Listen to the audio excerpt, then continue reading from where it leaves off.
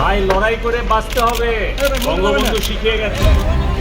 চিড়া মুড়ি খাওয়ারও টাকা নেই, কারাগারে ব্যারিস্টার সুমনের সঙ্গে রুটি কলা ভাগ করে খাই। কারাগারে এমন অর্থ সংকটের কথা জানিয়ে সাবেক আইসিটি প্রতিমন্ত্রী জুনায়েদ আহমেদ পলক বলেন, জেলখানার জীবন মারাত্মক শিক্ষার জীবন। সবার কম বেশি হলেও 7 দিন জেলে থাকা উচিত। যদি কখনো কারাগার থেকে বের হতে পারি তখনও এই কথা বলবো। এ সময় পুলিশ তাকে কথা বলতে নিষেধ করলে তিনি বলেন, আমি কোনো বেআইনি কথা বলছি না। আদালতে সাংবাদিকদের উদ্দেশ্যে সাবেক এই প্রতিমন্ত্রী বলেন, আমাদের নিয়ে লেখার সময় আপনারা একটু সদয় হবেন। রক্তক্ষয়ী গণ অভ্যুত্থানে ধানমন্ডি থানায় দায়ের করা এক হত্যা মামলায় গ্রেপ্তার দেখাতে কাশিমপুর কারাগার থেকে জুনায়েদ আহমেদ পলককে ঢাকার আদালতে হাজির করা হয়। এ সময় বিচারক এজলাসে আসার আগে আইনজীবী ও গণমাধ্যম কর্মীদের উদ্দেশ্যে নানা কথা বলেন পলক।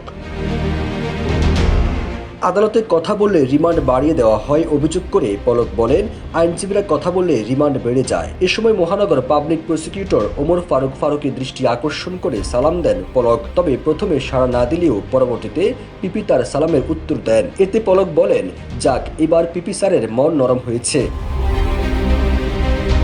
মামলার শুনানি শেষে পলককে ধানমন্ডি থানায় মামলা গ্রেপ্তার দেখানোর আদেশ দেন।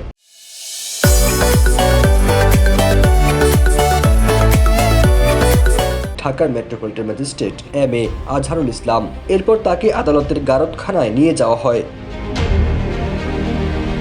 গেল বছরের জুলাই আগস্টে গণ অভ্যুত্থানের মুখে টিকতে না পেরে দেশ থেকে পালিয়ে ভারতে আশ্রয় নেন সাবেক প্রধানমন্ত্রী শেখ হাসিনা। এরপর থেকে তিনি সেখানেই অবস্থান করছেন। তবে তার পালিয়ে যাওয়ার মধ্য দিয়ে হাসিনা সরকারের সাবেক মন্ত্রী, এমপি ও আওয়ামী লীগের নেতারা বিভিন্নভাবে দেশ থেকে পালিয়ে যান। এর মধ্যে কেউ দেশের ভেতরে আত্মগোপনে আছেন, আবার কেউ গ্রেপ্তার হয়ে কারাগারে আছেন। ফিরোজ আলম, জয় জয়দীপ।